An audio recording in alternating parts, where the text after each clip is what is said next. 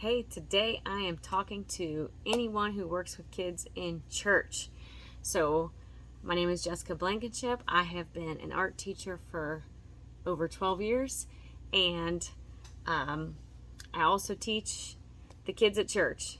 And I feel like I've had some secret weapon that nobody knows about, and I've just decided I need to create these lesson plans to help out other people who are working with children in churches and want to show the love of Jesus, and they want to glorify God and what they are teaching, but they're a little burnt out and drawing at straws almost, and just trying to engage kids, and they're kind of burnt out. So if that is you, I hope this lesson blesses you. I am doing a demonstration today of my very first lesson that's available as a PDF also. It's called Rejoice Evermore, and this is what I call the Artful Kids Faith Series. This is the very first lesson in that series. So I've done this lesson lots of times, but I've never created it in a PDF. So I'm going to create the demonstration for you on this video. And then if you want further information, for $1, you can buy the PDF, and that link is available in the description of the video. So I'm going to turn my screen around so you can take a look at what my work surface looks like. All right. So now this is my table. I'm going to show you some finished examples as well as show you the materials that I'm using. So literally pencil. This one is a Sharpie on here, but with kids at church, most of the time we use a black crayon, which works out really, really nice. And the paint is dollar store paint, because I wanted to show you how simple this can be and how this particular kind lasts for quite a while. So you can use it with lots of kids, and just buy a few, and then kids can share, and it's great. The paper is just drawing paper out of a pad. It's a sketch pad. That is 12 by 18. I like that size a lot because I like big art. But and I just picked this up at the grocery store, I believe. So anyway, there is a list of supplies in the PDF. So if you want more specifics, but anyway, so the particular verse that we're focusing on is Psalm 95:1, but also there's several verses that I chose, and this is going to be a kind of a condensed version of this video. But the main thing is about praising God in all circumstances, which is the verse Rejoice Evermore in 1 Thessalonians. So that's one of the things you want to talk about with kids. I mean, because how real is it that sometimes you wake up in the morning, you don't feel like going to church. You wake up in the morning, you don't feel like praising God because you either don't feel good, someone in your family is sick, whatever the issue is. We all have bad days, right? But teaching kids and ourselves to praise God in all the circumstances that we deal with is incredibly important, and it's really foundational, actually. So, not to mention the fact that we're teaching kids like how important worship is at church and at home, right? So, the lesson is actually drawing a guitar, and in the lesson they learn about accuracy of the parts of the guitar, how many strings, the tuning keys, all that stuff, the frets, all that fun stuff. Just because there's a teachable moment there, might as well learn about the accuracy while you're at it. The music notes, those are all listed on there. And then all of those references are on there as well, so that kids can I just feel like it's a great way to appreciate all that cool stuff. So I usually teach this lesson over 2 to 3 weeks. So basically you just have lots of discussion, and I have that listed in the PDF about different discussion points and different situations in the Bible where different people chose to praise God no matter what they were going through. Like when the apostles were thrown in prison and they're praising God at midnight, right? I mean, how difficult would that have been? But they did it, and they praised God, and they kept their focus. There's lots of those examples in the lesson plan. Now, and you can choose to extend it however you want. I do have a list of ideas for extending the lesson in the PDF, but obviously you could go off with it as much as you want. If you actually are a musician, you could teach the kids some chords, and involve them in singing. You can choose your favorite worship song as a group and maybe even vote, right? On if you like the old hymns like I do, or if you like some newer stuff. And as a group, maybe just vote on what you like and sing it as a group. So let me go back for just a second. This first one, I forgot to say this, the verse is written actually on the guitar and it's shortened, okay? And then Rejoice Evermore is written here, but the reference verse is not written because it's not, we don't want to be too strict about it. We just want it to be beautiful, right? But give honor where it's due. So this one, the verse is written almost like a frame around the outside. And then Psalm 95:1. Don't take for granted that kids will actually know what the book of the Bible means and chapter and verse.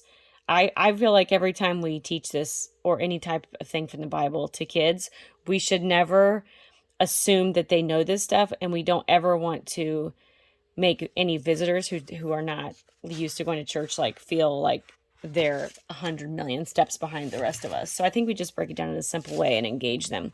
This is actually a student example, which I love having this because the verse is written teeny tiny up at the top, but she wrote the entire verse, which the Psalm 95:1 is, "Oh, come, let us sing unto the Lord. Let us make a joyful noise to the rock of our salvation." That's Psalm 95:1. And she, included some other stuff that she knew from music, which is super fun. And her guitar is super cute. And then her background is kind of like these stripes that blended together and made it all almost tie-dye looking, super fun. And this one is an example of just the Rejoice Evermore written. And I've got one more, I believe. And this one is, the background is written, just half of it up here, half of it down here. And Psalm 95:1. What I want to point out to you is, as an art teacher with my 12 years of experience, the thing that I feel like I do well is I limit kids' color palette on purpose. I'm basically teaching them about how to make something stand out on your art. Okay, so the guitar is the focal point, and this would not stand out if the colors were not the way that they are. So what I do is I always tell the kids, choose 3 colors for your guitar and 3 different colors for your background. As simple as that, you now have put another complexity on there where kids are thinking about what they're doing. Okay, which is really good, because otherwise some kids just get overly excited and they just paint the whole thing like a crazy person, right? So you'll see that that's what she did. Couple of colors in the background, couple of colors on the guitar. This one, the pink and the purple in the background, and it's the green and the yellow on the guitar, right? It doesn't have to be complicated by any means. And then, of course, this one is real vibrant. But let me show you how simple it is to draw this guitar and get started with this. So hopefully you can see this well. When I teach this, I just kind of give them a little bit of direction as far as the guitar has 2 parts, 2 large parts, which is the body of the guitar and then the neck of the guitar. And if I draw the body as big as this paper, I'm not going to have room for the neck. So I need to kind of sort of plan it out, right? Without stressing about it. Every now and then you'll have a kid who draws a guitar like this big, right? And you just say, oh, that's the baby now. Let's draw some mama guitar with it. So, and that's the one thing that I love about art in youth church is that you have an opportunity to teach kids to just loosen up and just enjoy themselves as they're learning, and that there's no stress involved because it's not an art competition, right? So I made mine go off the edge on purpose because sometimes I feel like you just need to let kids know that they all don't need to look the same, right? It can be different. So I always talk to the kids about, we've got 3 little plugs here. Those hold in the end of the strings, and then those have a string that attach up to the tuning keys up at the top. And of course the sound hole is here. I'm going crazy fast, but I want you to just kind of see how simple this is. And by the way, every single time I do a project with kids, I'm blown away at some of the secret artists in the room that are so talented, and it's just so fun to see that. And don't forget, if you've got a kid in your group who already knows how to play guitar, give them some spotlight and just let them kind of feel special and talk about what they know, right? There might even be a pick guard here, that little plastic piece from when people strum. You might encourage them to draw a pick somewhere in the picture. Honestly, just have fun with it. Don't feel like you have to be limited by what I've said. So, all right, so now you want to talk about the verses. You want to maybe choose collectively as a group which one is your favorite if you feel like that's important. If you want everyone to do the same. If you want them to do the same, maybe you could write it up on the board if you have a board in your class so that everyone can do it together. And don't limit the kids. If you've got somebody who wants to do cursive like this, let us make a joyful. You could even talk about when something's capital, that means that it's drawing attention to it on purpose. It might be because you're shouting it. You know, how cool is that you can put all this stuff together? So let's make a joyful noise. All right, and now that's just shortened. Let's pretend like this is for a younger student. Psalm 95:1. And then talk about what that means. Have lots of, like I said, I've got the discussion points in the PDF about all the different branches you could go on this. But the main thing is we need to learn to praise God no matter the circumstance. All right, then you, of course, surround this with beautiful music notes. Have some fun. You could even do the music staff behind it. You can make it like the words are on the music staff. You can have fun, okay?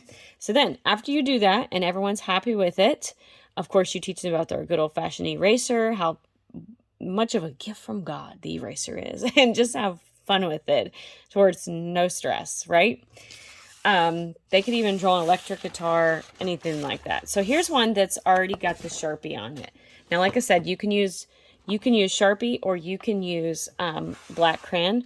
For kids, I actually prefer the black crayon because then you don't have to worry about anybody getting on their pretty church clothes while they're, if you're doing this like on a Sunday morning and everybody looks nice. So now my paint, like I said, is nothing fancy. The biggest thing is you let those kids, you teach them about filling their water cup half full. You teach about teamwork. You teach about sharing. You teach about all this good stuff.